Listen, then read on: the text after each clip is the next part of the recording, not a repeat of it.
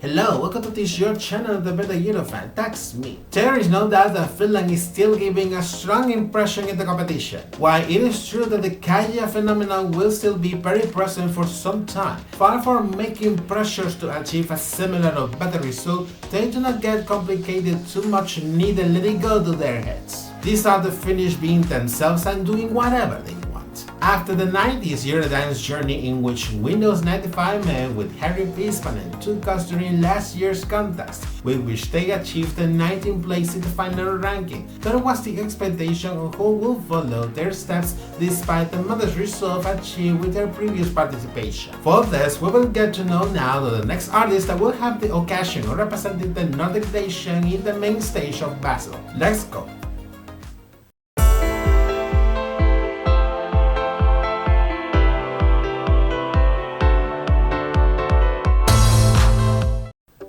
For today's episode, I'm going to review the Finnish entry for Eurovision 2025, which will be represented by singer Erika Vikman with the song Ich Komme, which in English translates as I'm coming. And I will not say nothing else, leaving it to free interpretation. And talking about coming, leaving metaphors and double meanings aside, she's going ready to give it her all and live her Eurovision experience to the fullest. Having said this, let's move on with the review. As usual, we start by reviewing her biography and career before waving the Finnish colors in Switzerland. Erika Vikman is an electropop Finnish singer and songwriter, coming from the city of Tampere, located in southern Finland, although she lived her childhood and adolescence between the cities of Lempäälä and Pori. She grows up in an environment closely linked to music, especially in singing, as her mother was a Finnish tango singer for many years, and even she has a sister that has also started a singing career. She will follow her mother's steps by singing Finnish tango from her teenage years, by participating in youth competitions of the musical genre, getting on to win ones. After finishing her high school studies, being already established in her hometown, she will look to pursue studies in pop and jazz singing in a musical academy. Erika will start her musical career in 2013 after being selected as one of the contestants for the 7th season of the Finnish version of Idols. She will be eliminated by the 4th episode to be rescued later by a wildcard in the 6th episode and being eliminated for the second time, facing 7th at the end of the season. After her experience in the singing competition, Erika will start to pursue her musical career initially in Finnish tango. In fact, just like her mother had done in her career days, she will have 2 appearances in the renowned Finnish tango festival Tango Markkina. During her first participation in 2015, she was close to winning after being the runner-up, and during her second participation in the following year, she will get the victory, consolidating herself as one of the benchmark artists in the musical genre. But when it was thought that she will make herself a name in Finnish tango like her mother, that was a turning point. And it was because after her victory in the Finnish Tango Festival, she will sign a record deal with a world-renowned record label, then releasing her first official singles as a musical artist in 2017, making a turn to electropop. But then on in 2020, after 3 years without releasing new music, she will change to another record label, looking to reinventing herself and relaunch her career. And shortly after, she was announced as one of the contestants of the 9th edition of Uuden musiikin kilpailu, the national final that selects the Finnish representative by Eurovision. Erika will participate with the song Cicciolina, consolidating very quickly as one of the big favorites to win the national final, although she will place second behind singer Axel Kankanranta, who will end up winning by surprise. That will always be the question, so what would have happened on the main stage of Rotterdam, Netherlands with this entry for Axel after the cancellation of the edition of that year due to the COVID-19 pandemic? While on the other hand, seeing in retrospective, maybe it was not the time for her to go to Eurovision. As it is usually said, things happen for a reason. Sometime later, after her first time in the national final, she will have her first appearance in television by participating in the first season of the Finnish version of Max Singer, where she will end up in the 3rd place at the end of the season. At the same time, despite not winning the national final, her entry became a huge hit in the musical charts of the country, as well as the following singles she released throughout 2021, which will be part in turn to her debut studio album. Upon its release, it became her best-selling musical work, which would consolidate her as one of the most promising artists in the Finnish musical scene. Artistically speaking, since her turn to electropop, Erika has been distinguished for being uninhibited, bold and rebel, both her music and her artistic image. In fact, it could be said that in some ways she reminds to Madonna, and maybe the comparison could sound exaggerated by placing Erika next to the incumbent queen of pop, but you cannot deny that they have many similarities as the female divas they are. Regarding her personal life, she was in the spotlight between 2016 and 2020 due to the love relationship she had with the renowned Finnish singer Erika Vikman, mostly well known as Danny. It came to attention especially due to their considerable age gap, which sparked in controversy until they ended up splitting. In turn, that some time after ending her relationship, Erika herself came out as bisexual. She will continue releasing singles in these recent years, remarking a collaboration with the now Eurovision legend Karija with the song Ruoska, which was the third single of his second studio album released on last year. She did not think initially about coming back to the Finnish national final as a contestant, but those plans changed when the track emerged during the recording sessions for her second studio album. Her songwriter suggested her the idea of attempting to go to Eurovision with this song, and then she felt motivated to try it again in the national final without imagining that it would be her second time lucky, just like when she participated at the Finnish Tango Festival almost a decade ago. Let's see then how ended up what it went to be her second time in the national final. Following the habit, the Finnish public broadcaster would organize what it went to be the 14th edition of their national final Uuden musiikin kilpailu. Like in past occasions, a very short submission period will be opening in late August of last year for the Finnish artists and songwriters who wanted to send their proposals in demo version. The open call will surpass the attendance stations once again, as it was known that a total of 485 proposals were received, surpassing the record achieved from last year. Afterwards, an extra panel will be in charge of reviewing the received proposals to pick the 7 artists that will participate in the national final, introducing them with their participating songs in early, just ordinary as usual, and being Erika Vikman the selected artist for the edition that, like 5 years ago, emerged as the big favorite to win the national final. A few days after the announcement, however, there was some controversy with one of the participating artists, and it was because some allegations of child grooming emerged in social media against the lead singer of the band One Morning Left, which took by surprise both the band and the broadcaster. As a result of these allegations, the broadcaster would take the decision of disqualifying the band by contract violation, taking a very cautious profile in this matter, and the impact was that big that even the band got disbanded after 16 years of musical career. Evidently, it can be really surprising the fact that how opposing a social media can put an end to a musical career of an artist, even without being able to confirm if those allegations were true or not. During the televised show, which took place earlier this month, the format would remain pretty similar like in recent editions, with the only difference that this time there were only 6 artists competing, as the broadcaster opted to not pick a replacement for One Morning Left after their disqualification. After all the finalists took their chance to present their proposals, the voting results revealed that Erika was the second most voted artist for the international jury, while she was the absolute favorite for the public, confirming her initial favoritism by scoring the points needed to get the victory in the national final and achieving after 2 attempts the right to represent Finland on the main stage of Basel. A track that is suggestive in many senses. Now we will discover a little more about this proposal with which Erika will attend the contest this time. For the melody, we have in this case a Finnish disco track with influences of electropop and rave, following that blending of musical genres that are predominant in her musical work. It has a moderately fast rhythm, gaining strength as the song progresses, especially with the bridge and the last chorus where the rhythm gets much faster and explosive. Erika's voice, on the other hand, is powerful throughout the track, having her vocal extravaganza moments, especially in the chorus. Having proved her vocal skills both in her first participation at all the Epilogue and her concerts all over Finland, she will now face difficulties to perform it live. Although the song's title is in German, the lyrics have been written fully in Finnish, having just a couple of phrases in German, including the title, of course, by a duo of Finnish songwriters and producers. I do not know if it has been casual, those swings to the phrases in German, taking into account the contest that is going to be held this year in the German Switzerland, but it is fair to say that they sound good. About the contest behind it, it is not hard to figure it out, as it talks about the pleasure, the ecstasy,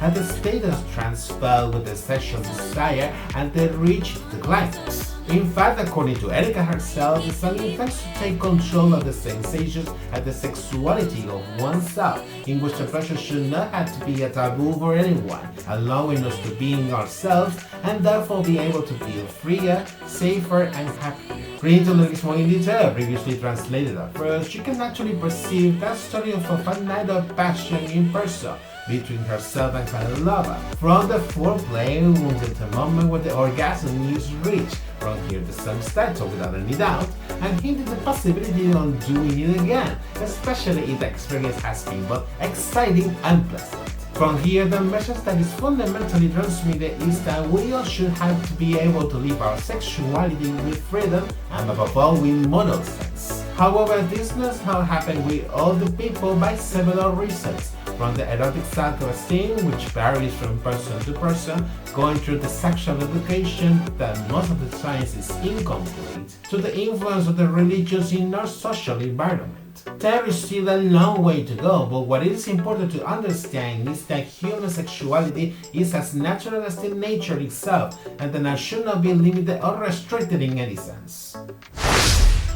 Taking into account the both implicit and explicit context reflected with the track, there was another curiosity about how it will be illustrated through the official music video that we will see now more in detail. It began showing the song's title followed by Erika's name to let us see her sitting on a platform. With the first verse, she starts her performance seeing her surrounded by a group of women in a sort of fountain, although it is not clear if it's of oil or honey or something else. What is certain that it is a viscous liquid, that is for sure, while they perform sexual movements. From here, the full dynamic is focused with Erika with the women from that fountain, featuring shots from different angles. She is often seen doing suggestive gestures in line with the context of the song, while the women are still moving and soaking themselves with a viscous liquid in the fountain. It is clear that everything they do is reflected in an implicit way without being too explicit at the same time, all those things that usually happen during a sexual intercourse. For the second verse, there are another shots of Erika wearing a brilliant golden cape in the middle of the platform.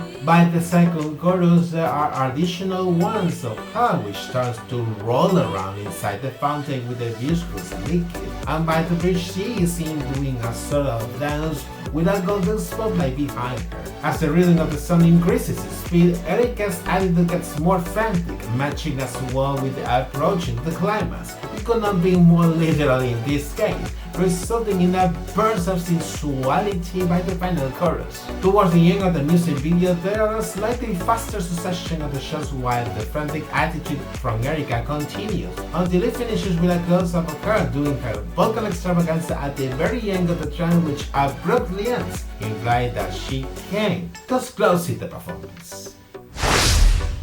Having shown eroticism and sensuality with the debauchery throughout the music video, there were a lot of expectations eventually on how she would showcase it on the stage, having the challenge to make it suitable for everyone, of course, without making it look like a pornographic performance. So, to clear up any doubts, let's see how was her live performance during her participation at All the Music in Epilogue. Recalling the staging in the national final, the performance begins similar to the music video until the focus goes to Erika, which starts to sing for the first verse from the platform, looking similar to the fountain of the music video as well. She is wearing this time a black leather suit with two big 8-pointed stars in her bust and a much big golden chain, looking herself like a dominatrix somehow. And while there are almost no visual graphics, the lighting features golden and white tones. By the first chorus, she bends down the microphone stand on the sing diagonal position, standing herself on her knees later, keeping up her performance while holding on to the microphone stand.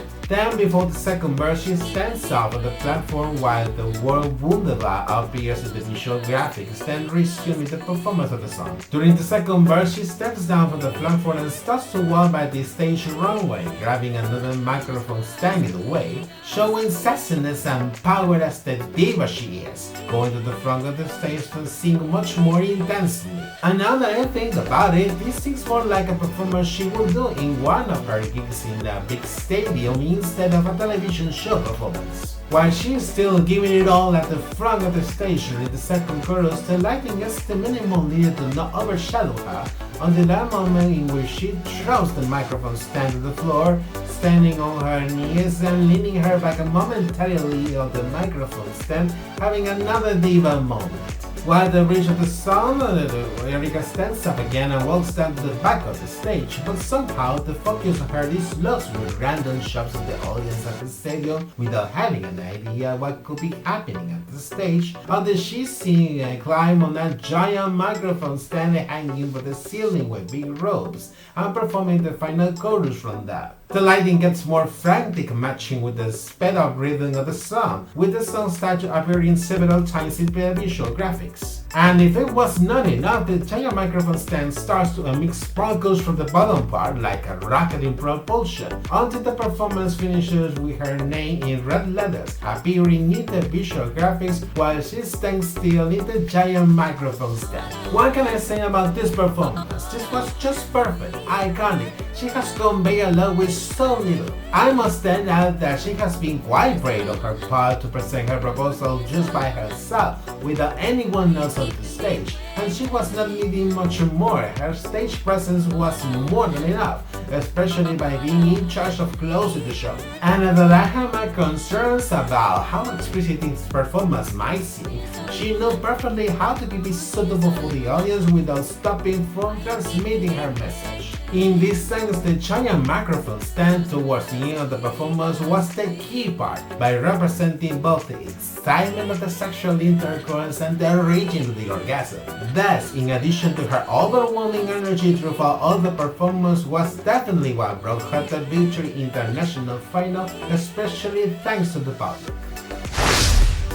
With all this discussed so far, I defined the Finnish entry for this year in 2 words: edgy and transgressive. It is the final proof of why she has been consolidated as one of the big musical stars in her country, with her irreverent and uninhibited personality clearly reflected through her musical work and her artistry. It will be a proposal that will give plenty to talk about during the season, and there is no doubt that it will not go unnoticed for the rest of Europe. And I cannot stop from commenting that as well that I like very much this song, going directly to my playlist to listen it more frequently. For the staging in Basel, I have my doubts about how she will present it this time, and I say it mostly for the giant microphone stand, because as far as we know, props hanging from the ceiling are not allowed in the venue of the contest. But if they sort it out in time, as the Swedish public broadcaster done before 2 years ago, keeping the hanging platform used by Loreen from her staging, they could come out with a workaround to keep it on the stage, either by lightening the weight of the structure or placing it in another type of platform easy to carry on the floor. While we wait to know what will happen with this, because it will be a pity to discard this product that is already iconic, it is possible that we will see her performing her proposal live in many of the Eurovision parties of the season. On the other hand, we also know that she has been working in the songs that will be included in her second studio album, in which the song with which she will participate in the contest will be featured, of course. But before finishing it, she will be putting all her efforts on preparing her proposal before finally presenting on the main stage in next May. This has been the finished proposal this year for the contest. But now tell me, what do you think about this singular proposal? Has it led you out to the point of getting you aroused, or has it not been a big deal for you instead? In any case, let me know in the comments down below. I'm sure that the discussion will be quite interesting. And this is it for today's episode. Don't forget to like this video if it has been of your taste, cause you can help me bringing me your support and spreading it to much more people. Subscribe to my channel as well and hit notifications by the bell and find me through my social media. Take care and see you in the next episode. Bye bye.